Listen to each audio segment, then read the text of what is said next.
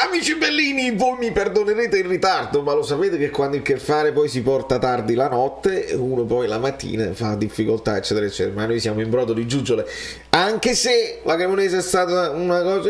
Vabbè, cominciamo.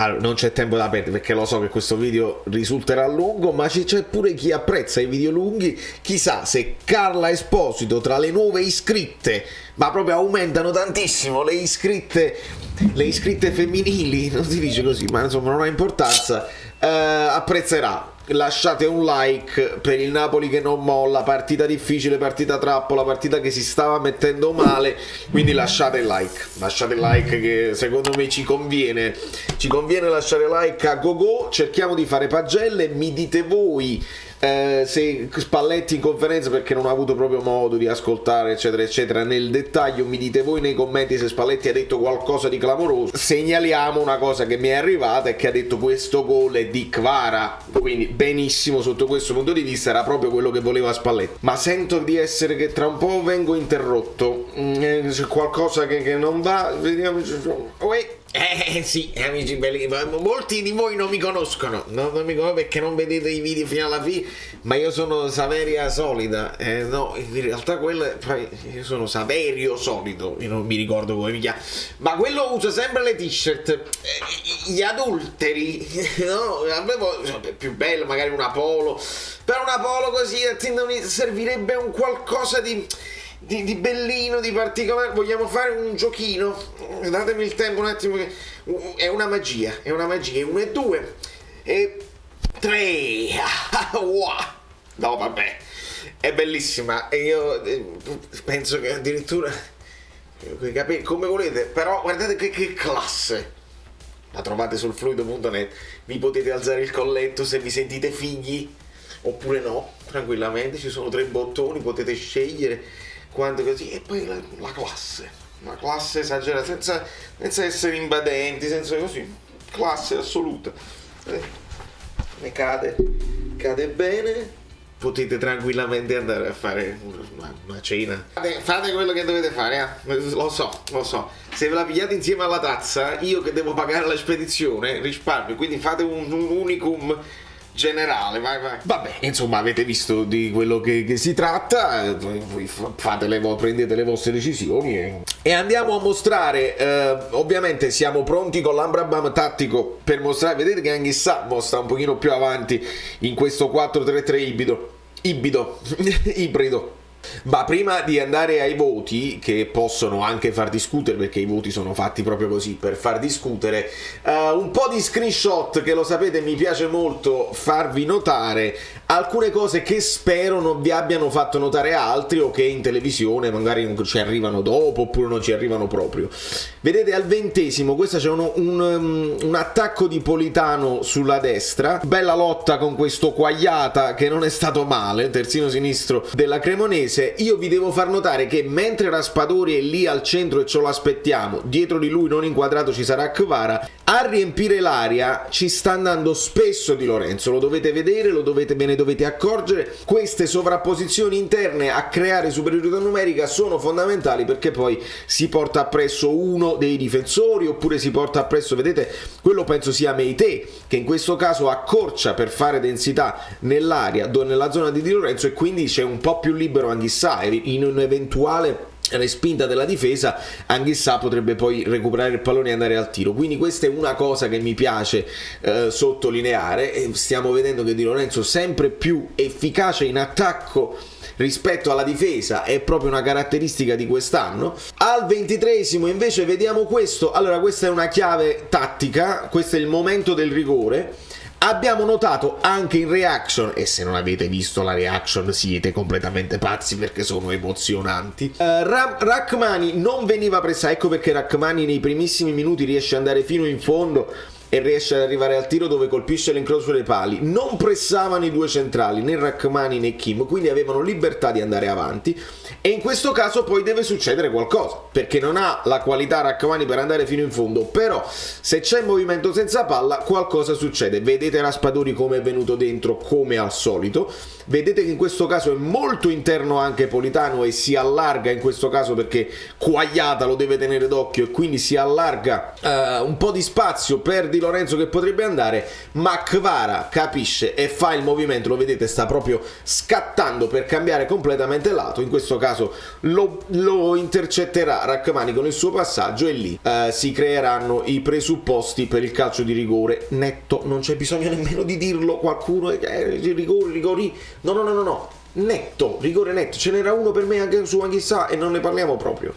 Un'altra cosa che mi piace farvi vedere quanto viene incontro Raspadori, e qua devo pure tornare un pochino più così perché voglio inquadrare Kvara da quella parte. Questo è un passaggio che sempre da Rachmani, vedete come è sempre solo Rachmani, Raspadori arriva fino e lì, praticamente quasi oltre la mezzaluna diciamo del centrocampo nostro, scambia con Lobotka che accorcia, Lobotka poi farà quei suoi passettini di strappo e di resistenza sull'avversario, mentre Kvara, che voi vedete anche già inquadrato qui, è pronto a fare quel taglio perché in questo caso Raspadori ha lasciato quel buco che Kvara può occupare e quindi si crea di nuovo una situazione del genere dove Kvara andrà poi al tiro e vediamo Lobotka che avanza col pallone, Kvara si infila in quel buco lasciato dai due difensori e andrà al tiro che finirà di poco fuori. Quindi il Napoli i presupposti per far bene soprattutto nel primo tempo li ha creati sicuramente. Nel secondo tempo, dopo il gol della Cremonese, un po' abbiamo sofferto tanti tiri della Cremonese molto imprecisi, quindi una sofferenza da tifosi. Meret in realtà non ha fatto parate, questo lo dobbiamo dire, e infatti secondo me senza voto gli possiamo dare un 6, ma poi ne parliamo dopo dei voti.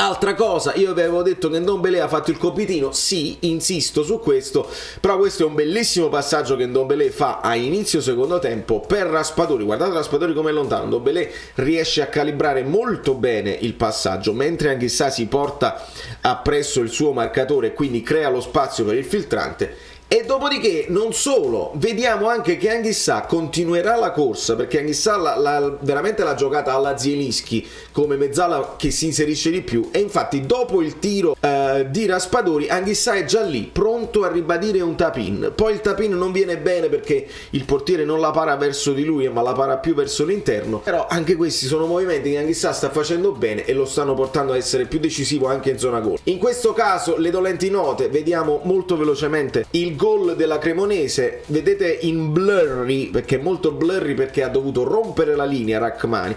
C'è stato un 1-2 a centrocampo dove Anghissà è stato preso in mezzo. Anghissà, lo diciamo, è sempre il mostro eccetera eccetera, ciabatte, infradito, scarpette o stivali, è sempre superiore alla norma, però in questo caso è stato preso in mezzo da un 1-2 della Cremonese, arriva al tiro il giocatore della Cremonese, Rachmani rompe la linea per cercare di intercettare, poi il tiro verrà smorzato, non so se da Rachmani o da Lobotka, me lo potete dire voi, e in questo caso vedete che Kim, forse c'è stata una mancanza di comunicazione perché Kim si fa attrarre dal movimento, credo che fosse proprio Okerè che è già entrato, e quindi si fa attrarre da quel movimento là, ma la deviazione, la smorzata del pallone finirà proprio a Dessert che si trova in mezzo tra Kim e Mario Rui, e Meret non ci può arrivare perché poi arriva proprio sui piedi del numero 90 della Cremonese che segnerà facile. Capita, hai rotto la linea, la dovevi rompere, non lo so se si poteva fare meglio. Dopodiché qua le cose belle su questo lancio di Simeone, Kvara, questo è il primo controllo,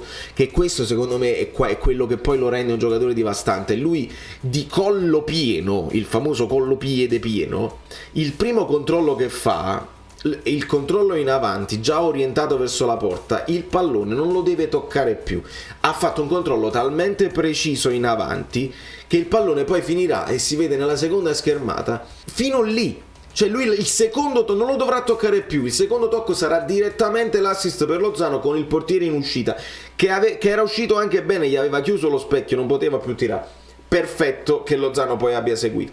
Tantissime altre azioni che vi ricordate, perché poi sono anche le azioni del gol, le azioni che finiscono negli highlights, con Simeone protagonista che viene anche lui dentro, scambia, una volta è assist man, una volta è finalizzatore, quindi molto molto bene a livello di finalizzazione. Il Napoli che finisce, e lo abbiamo visto anche in live, lo devo far vedere dall'altra parte perché io ho tutte le cose, ce l'ho tutto qua, vedete? Finisce anche con un XG altissimo, ma perché? Perché abbiamo visto che il rigore già è un XG molto alto, il gol di Olivera da pochi centimetri, il gol di Simeone da pochi centimetri e lo stesso gol di Lozano sono tutti XG altissimi. Questo non significa che il Napoli ha squartato la Cremonese, no, perché il portiere ha fatto un paio di quella di Lozano, quella su Lozano sicuramente clamorosa, un paio facili su Raspadori perché erano facili, però il Napoli alla fine legittima, non scherziamo, un po' di preoccupazione l'abbiamo avuta, la Cremonese ci ha dato filo da torcere nel secondo tempo, ma non scherziamo perché altrimenti siamo completamente pazzi. Andiamo a vedere i voti. Voi mi dite tutte le cose belline, se me le dovete dire, se Spalletti ha detto delle cose pazzesche. Quindi Meret, onestamente, diamogli 6, non credo che penso che fosse incolpevolette per il gol, non so, potevo uscire prima, non lo so sinceramente. A Di Lorenzo gli diamo 7, non arriva dalla sua zona il gol che fa la Cremonese, cioè, si pregia anche di un ottimo assist con il cross per Olivera, 7 a Di Lorenzo così. Amir, speriamo di ritrovarlo presto, ancora io non ho notizie, se avete notizie dell'infortunio me lo fate sapere. 6,5, poteva essere 7,5 se avesse ingarrato quell'incrocio dei pali. Insomma, sia Amir che Kim abbastanza bene, qualche chiusura interessante, sono stati calmi, potevano fare qualcosa in più, potevano arrivare al 7 se avessero impostato con la libertà che avevano un pochino meglio, un po' più veloce a far girare la palla. 6,5, vabbè. Mario Rui 7, penso che anche lui se lo deve prendere, se lo devono dividere il 7, sia Mario Rui che Olivera, non sono 3,5 a testa, sono 14 in totale,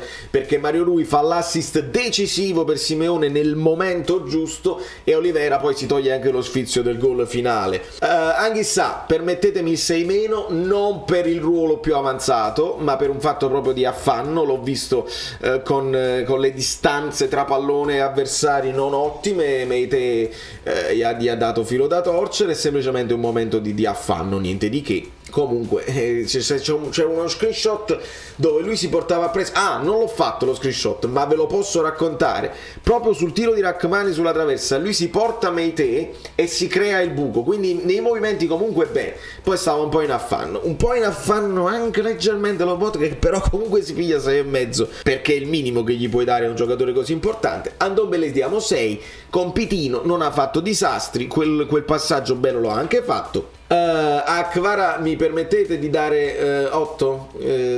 L'assist si procura il rigore, è sempre devastante anche quando non lo vedi, sembra questa è la partita, tutte le partite oramai è così, questa è la partita in cui Kvara non si vede e poi è sempre decisivo.